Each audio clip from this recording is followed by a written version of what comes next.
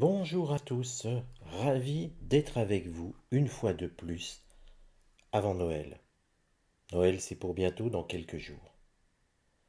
Mais aujourd'hui, comme je vous en ai parlé dans la vidéo précédente, nous allons nous intéresser au devenir d'Emmanuel Macron sur un plan international.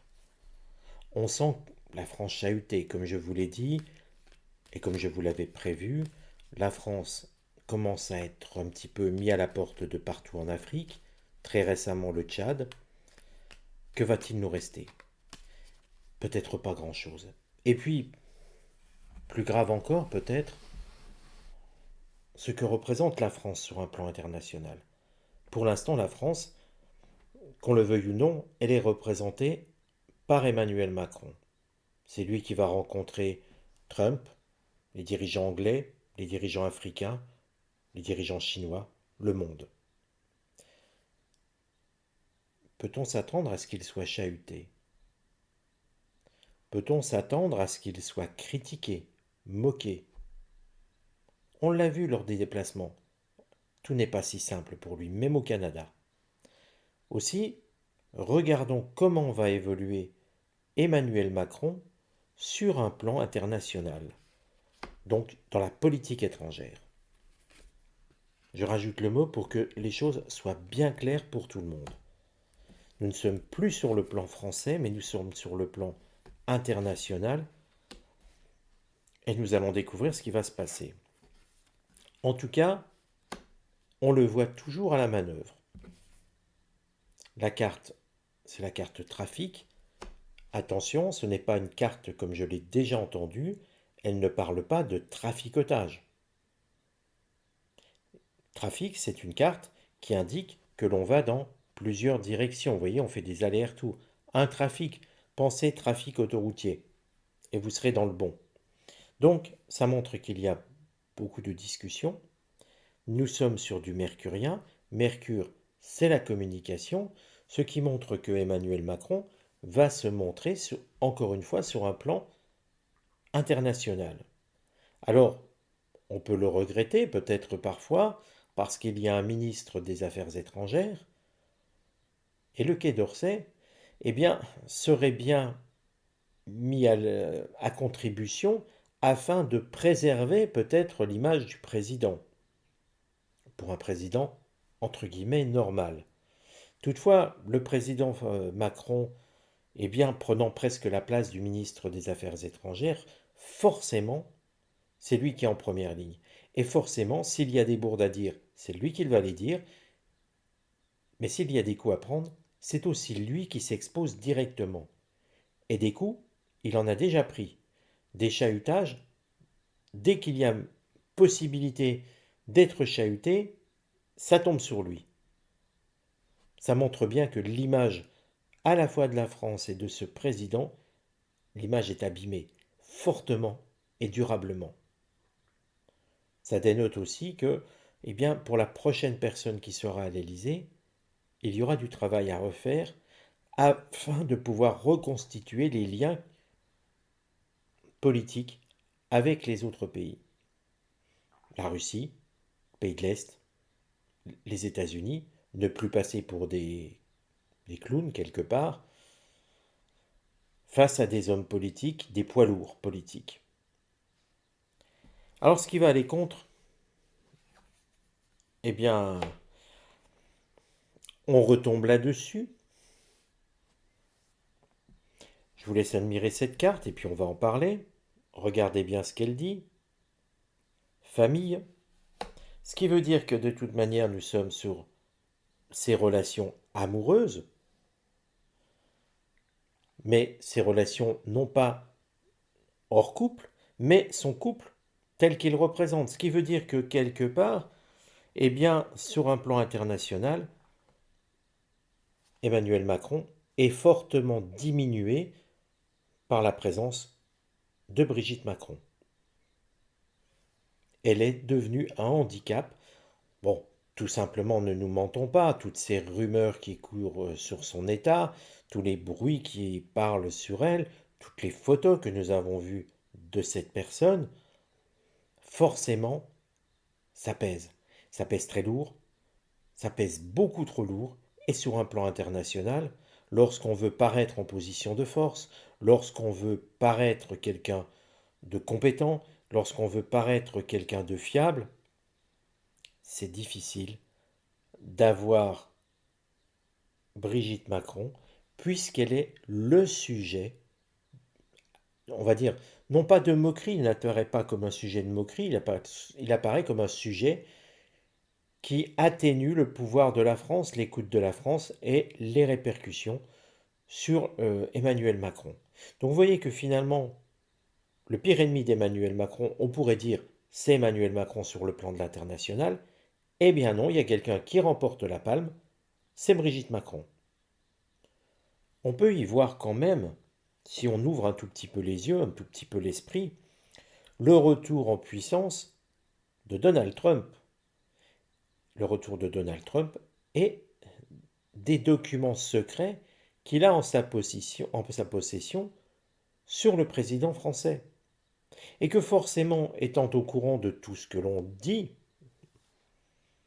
il sait très bien, c'est un fin stratège, il sait très bien rabaisser la France au passage. Je n'ai pas besoin de vous faire un tableau, vous avez très bien compris le problème. Donc Emmanuel Macron, au lieu d'apparaître comme un homme fort sur un plan international, apparaît fortement diminué par son attitude, mais aussi plus fortement à cause de sa compagne. Le Conseil, sur un plan international, eh bien, le conseil serait de tout recommencer à zéro. De tout reprendre comme c'était avant. C'est une carte martienne. Mars, c'est l'action. Là, on conseille au chef de l'État d'avoir une action très forte, puissante, de revenir en arrière. Seulement, le problème, c'est de tout détruire ce qui est fait pour repartir sur quelque chose d'autre. Ça veut dire que Emmanuel Macron ne doit plus s'occuper de politique étrangère. Difficile de croire qu'il puisse entendre ça. Et puis laisser la main à d'autres. Encore faut-il nommer les bonnes personnes pour pouvoir réparer les dégâts qui ont été faits. Je mets de côté le conseil. Et le résultat dans tout ça?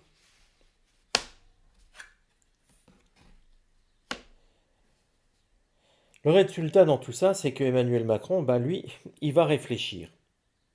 Il va réfléchir et comme quand il y a toute réflexion, je pense qu'on va le voir beaucoup moins bouger au niveau international. Et que s'il doit quitter la France pour se rendre quelque part, il va aller dans les pays qui ne lui sont pas hostiles. C'est un changement de cap pour le président, tout simplement parce que, et puis il y a un petit clin d'œil, si vous regardez le petit clin d'œil, la couronne du roi,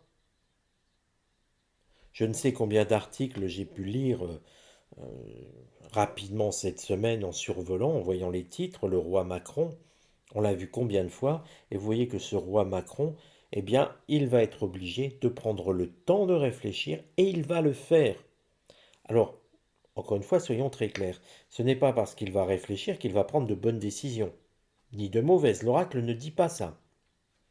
L'oracle montre juste que il va réfléchir où il doit aller, parce qu'il voudrait être en paix, donc il ne souhaite plus être chahuté. On voit que quelque part, même s'il est toujours un petit peu dans le fait de braver les foules, on sent quand même qu'il n'est pas du tout à l'aise. Et souvenez-vous de cette baffe qu'il avait pris. Si vous vous en souvenez plus, vous retrouverez ça facilement sur divers sites. Il avait pris une claque par quelqu'un qui a été bien embêté ensuite d'avoir eu ce geste. Comme je vous l'ai dit aussi à travers une autre vidéo, il ferait bien de faire attention parce que, eh bien, dans l'autre vidéo qui était parue il y a 1 an et demi, je crois, j'avais dit qu'Emmanuel Macron échapperait de peu à un attentat. S'il réfléchit, c'est justement pour ne pas se mettre en difficulté où il pourrait y avoir des foules hostiles. Et ça, au vu de son impopularité, des gens hostiles, il y en a partout. ça va être très compliqué pour lui de finalement stopper ce qu'il était en train de faire. Souvenez-vous, à chaque fois que ça bouge en France, sur le territoire français, en métropole, Emmanuel Macron a le don de se rendre dans un autre pays. Là, ça va bouger en France, je vous l'ai dit, dans les premiers mois de l'année, ça va bouger.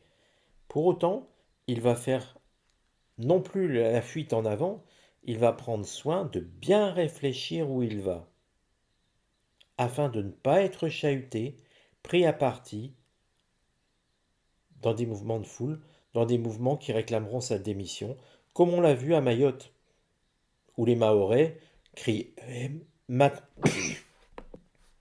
J'en étouffe. Comme quoi il y a des mots qu'on ne doit pas prononcer si on ne veut pas s'étouffer. Bon, je blague. Mais comme les Mahorais réclamaient démission. Macron, démission. Ça, c'est quelque chose qui, pour son ego, il ne veut pas entendre. Donc, moi, honnêtement, sur les 6 prochains mois, je ne le vois pas beaucoup bouger.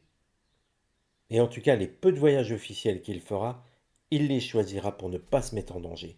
Par contre, souvenez-vous, Brigitte Macron, je ne pensais pas la trouver dans ce tirage, hein, honnêtement. Eh bien, c'est elle qui lui porte préjudice. Et on se fout de lui quand elle est présente. Que dire? Il reste encore une humiliation suprême peut-être pour Emmanuel Macron, c'est de l'accueillir lorsqu'il est accompagné de Brigitte Macron sur du Patrick Juvet, car finalement elle est bien presque le sosie de Patrick Juvet.